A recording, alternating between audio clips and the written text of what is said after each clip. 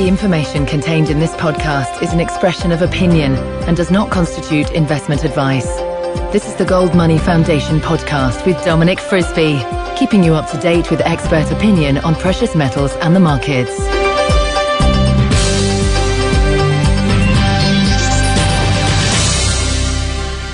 Hello and welcome to the Gold Money podcast, hosted in association with Frisby's Bulls and Bears with me, Dominic Frisby. And it's my pleasure in today's show to be talking to Bob Hoye. Bob is in Vancouver. I'm in London. Bob, for those of you that don't know him, is a market historian. He's also a trained geologist. Not many people know that. And he writes an excellent newsletter which is called Pivotal Events, where you can get Bob's contrarian and unique insight into what is going on in these peculiar markets. Bob, hello, welcome to the show. How are you doing?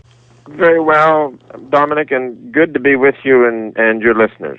Excellent stuff, and it's great to have you back. And now, Bob, one of your big themes has been that gold stocks are going to do incredibly well in the coming years, based on the fact that they always do well during credit contractions. And yet this has been a horrible year, as I'm sure you know and I know, for gold stocks. But you kind of sent me an excited email last week, kind of saying, let's do an interview. And I presume the reason for you saying that is that you think gold stocks may have bottomed. Yeah, it's a great opportunity here, but we should back up and get the overall view is that the blowout in 2007 and 2008 in all of the markets and credit and everything else was the end of a classic bubble, such as 1929, 1873, or the very first one, the South Sea bubble in 1720. Then our research years ago, we learned that when you've had one of those great manias, you then go into what we can politely call a post-bubble contraction, where it takes a couple of decades to get rid of all of the problems from excessive use of leverage and countries borrowing money and municipalities borrowing money and corporates borrowing money without a hope in hell of being able to service the debt. So that we're in, and the other part is this then provides the window of opportunity in the gold shares, where during every post-bubble deflation, the real price of gold goes up. So it doesn't matter whether you're looking at it from a sterling point of view or from a U.S. dollar point of view, the real price is going up. And this can be readily illustrated by when you have a very high price of crude oil and gold hasn't been moving up too quickly.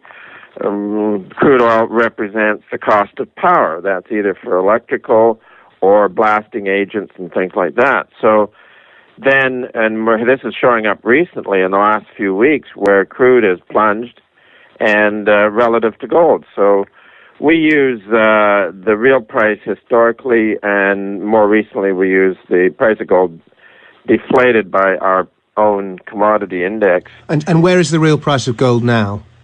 Well, it's been rising generally since historically you get a significant low for gold, real price of gold, as the end of a bubble blows out. Like 2007, the low on our measure of gold was our index came in 143 in May. That was the low. And also, it was in May and June of 2007 when the credit market started to turn down. And that's the way it works. So then, on the first disaster, the real price of gold got up to a little over 500.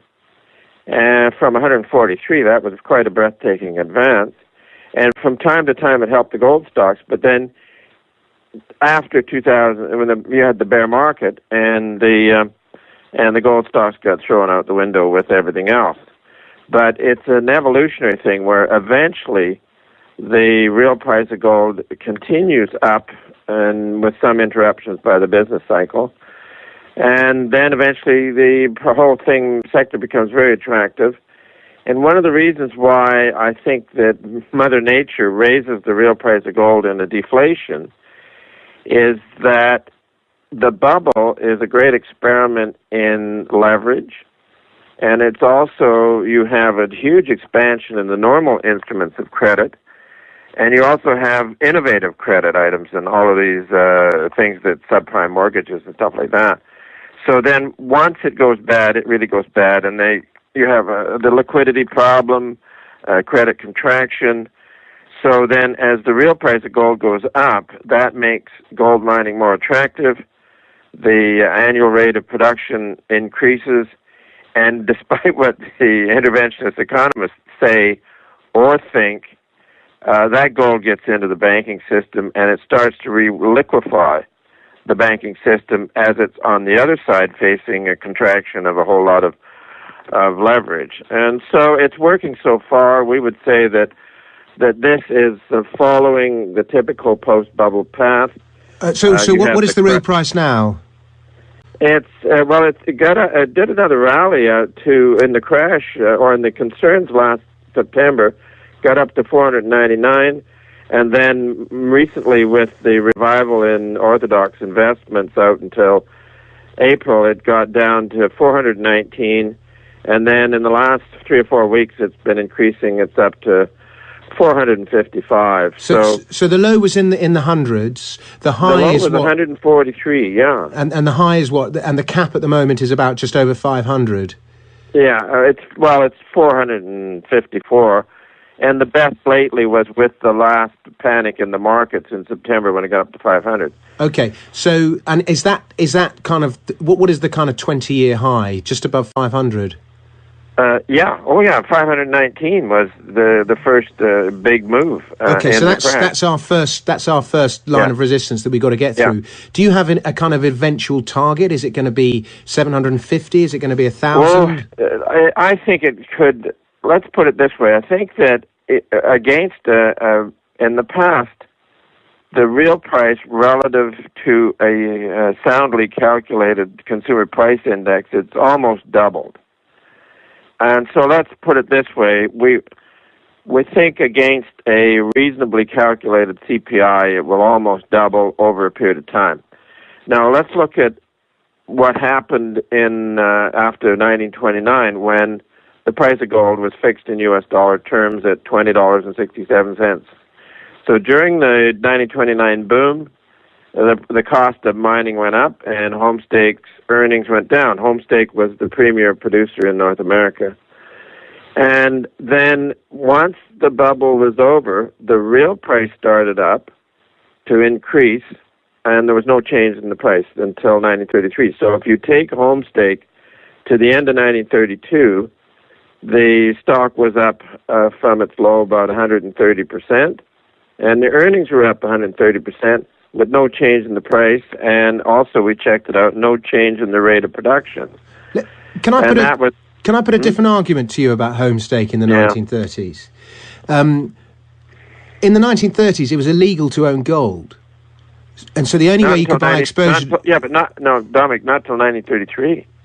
But the only way you could get exposure to gold after 1933 was by buying gold stocks, and we have the reverse of that now, where ETFs have made it easy to own gold.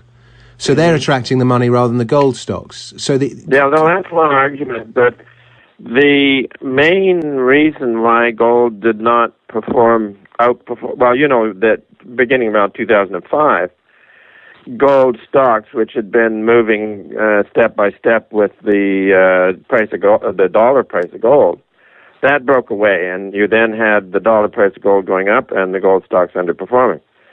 But that was on the first business expansion out of the crash after 2009, when the base metal prices were going up in a business expansion like they usually do, and the real price of gold was under a bit of pressure. So you had the base metal mining stocks. There's a good index in Toronto, SPTMN, and they flew as the base metal prices were rising, and also rising in real terms. So my case is that there's also a lot of ETFs out on gold, on base metals, copper. You got the BOM, that's an ETF on base metals generally. Yeah. So there were ETFs in the base metal side. So then once we get into this recession, which we think is soon going to hit the U.S. and it's already hit Europe, then the base metals underperform, and the base metal stocks are really underperforming. They've sold off dramatically. So to close this one out is that we need to have the real price of gold going up, and in the context of when the general stock market isn't crashing. But when the real price of gold is going up, then our argument is that the gold shares will outperform the dollar price and the real price and be the equivalent of the base metal mining stocks in 2007, 2008. And then more recently, to last year, they did a terrific rally. So the game shifts from base metal stocks to gold mining stocks on this next recession. So I'm highly confident that the gold stocks will be terrific performers. Okay, was the real price of gold lower in? You said the high was 2000. You said the low was 2007, 2006, 2007. Yeah. Was that low of 143? Surely it was lower in 1999 or 2001. Well, yeah, no, that low with the 2000 bubble was, if I recall rightly, something like 225. So gold, the real price of gold had a low on that tech bubble, but that wasn't a classic mania bubble as 1929, because in 2000 the action was mainly high-tech stocks. There was no boom in commodities, and there was no boom in, at least in the U.S., the senior economy, in housing. So, but in 2007, you had everything: commodities, you had housing, everything was going. So that was a classic bubble. And okay, because I mean, if you look at the Huey, the gold stocks from say 2001 to 2007, they did what Homestake did between 1929 and 1936. They went up 10 times or whatever it was. Yeah, they were part of the game, and sure, we were playing the game as well. But the point is to make the distinction that the 2007 bubble was a 1929 type of bubble. 2000 was just one of those wonderful things that came along. So then what we want to do is move into recently, this year. A year ago, in March, April, when gold and silver were enjoying a terrific rally, and as we know, in any rally for precious metals, silver will outperform gold on the way up. So we take then the silver-gold ratio and keep track of that. And the momentum on that, in going into last March, April, a year ago, was huge, and the RSI got to a little over 90, and the only time we could find when it got that high before was in a very fateful period, January 1980, at that high. So then, with that excess in silver, you knew it would take a long time to burn off all of that excess. So then that put us what we call the trading market for gold stocks, where you would go from oversold to overbought and trade them. But now what happened is, and we thought that the general stock markets from the disaster in September, October would rally out to around February of this year, and they did, and the gold stocks came up with that, and then we figure after February the stock market would go down, which it did. Now, back in February, when we were lightening up on gold stocks, I had no idea that they would get hit that hard. So then the next thing is to take a look at how hard they did hit, and we use the XAU index as it's, go back to 1983. Then a number of years ago, we got all the trading data daily on Homestake, and so put together an index of gold stocks back to 1900. So then on the sell-off in March, April, the RSI on the monthly got down to 24, and the only one that was worse than that was a sell-off in 1924 when the RSI got down to 22. The other really bad sell-offs were in the order of 26 and 27 on the RSI. That was 1942, 1948, and 2008. So there you are. There's 5 extreme oversolds. So that was registered in the middle of May, and we were able to note that just how severe it was, and that on each of the previous examples, the turn-up in gold stocks was virtually immediate with getting the monthly signal. So this now, I think it's probably a new bull market for gold stocks, and all it needs is one good correction to kind of test the low, which we could be getting now, and then we're away. So let's put it this way. Emotionally, I think we're in a new bull market for gold stocks.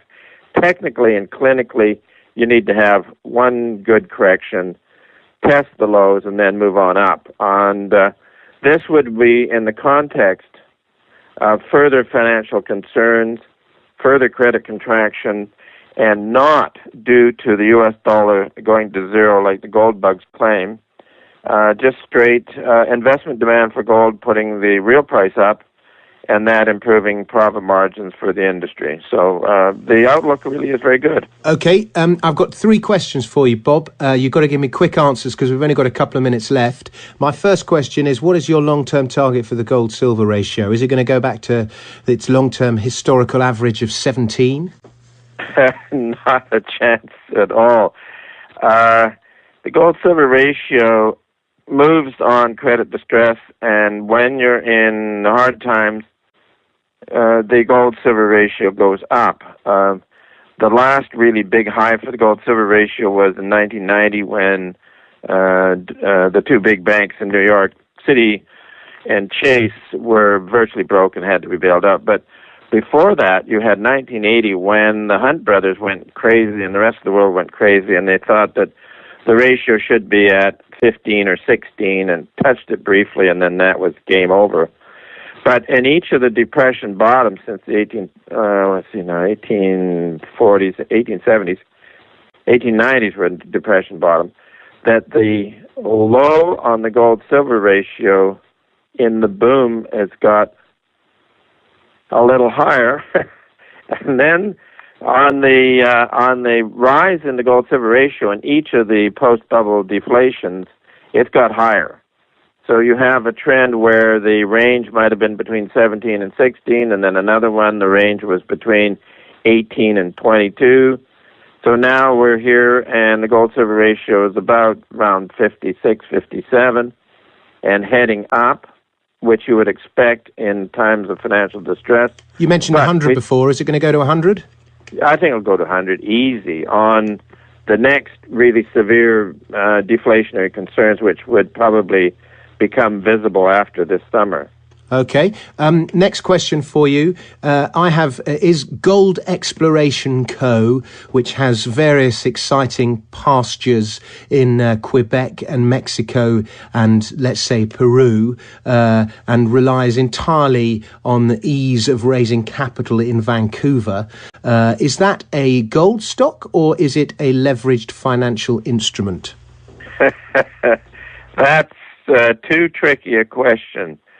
I think as the gold exploration companies make discoveries and they move on to development and then into production, you're reading adding wealth. So it's not a rent-seeking adventure. Gold mining will be the growth industry when the rest of industry is suffering pricing pressures. And as far as I can tell, there might be something new come along in tech, IT tech and all that sort of stuff that may be celebrated by the stock market. But the only thing that is predictable is that the gold sector becomes the shining star in a post-bubble deflation. I'm not even going to call some of these gold stocks dogs, Bob. I'm going to call them pigs. Will all pigs fly? Yes. You'll be able to take even next to it stories and have them fly. Next to one? The discoveries made in a certain area, and then the other promoters come in, stake all the ground around, and then float a company and raise money. That can happen again. We haven't been in that kind of a big bull market for gold stocks in quite a while, since maybe 1996. So. Oh, 2010 was a bit like that. That's why I said next but one. Yeah, okay. Listen, Bob, I've got to go. It's been a real pleasure talking to you. Thanks very much. Good. Would you want to give out your website address so people can find out more about your work? Yeah, institutionaladvisors.com, which is a bit difficult, or if you want to be really easy, just Google my name, which is Bob Hoye, and then it all comes up, so there's easy way to find out. All right. Well, good stuff, Bob. And I look forward to talking to you again soon. Indeed, soon. Look forward to it myself. Subscribe to the Gold Money newsletter at www.goldmoney.com to receive email updates on new articles, videos, and iTunes podcasts from our Gold Research section.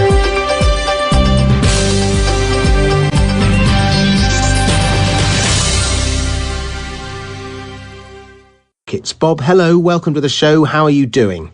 Very well, Dominic, and good to be with you and your listeners.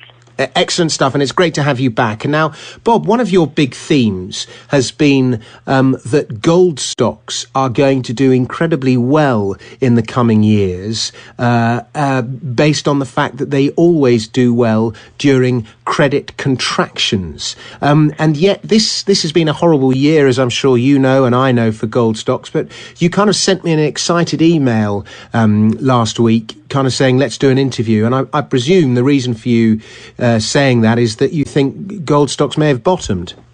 Yeah, great opportunity here, but we should back up and get the overall view is that the blowout in 2007 and 2008 in all of the markets and credit and everything else was the end of a classic bubble.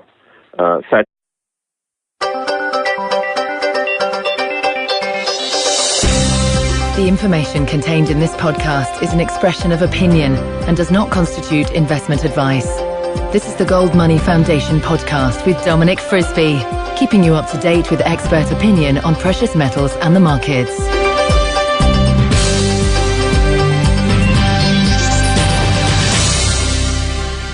Hello and welcome to the Gold Money podcast, hosted in association with Frisby's Bulls and Bears with me, Dominic Frisby. And it's my pleasure in today's show to be talking to Bob Hoye. Bob is in Vancouver. I'm in London. Bob, for those of you that don't know him, is a market historian. He's also a trained geologist. Not many people know that. And he writes an excellent newsletter, which is called Pivotal Events, where you can get Bob's contrarian and unique insight into what is going on in these peculiar markets. 1929, 1873, or the very first one, the South Sea Bubble in 1720.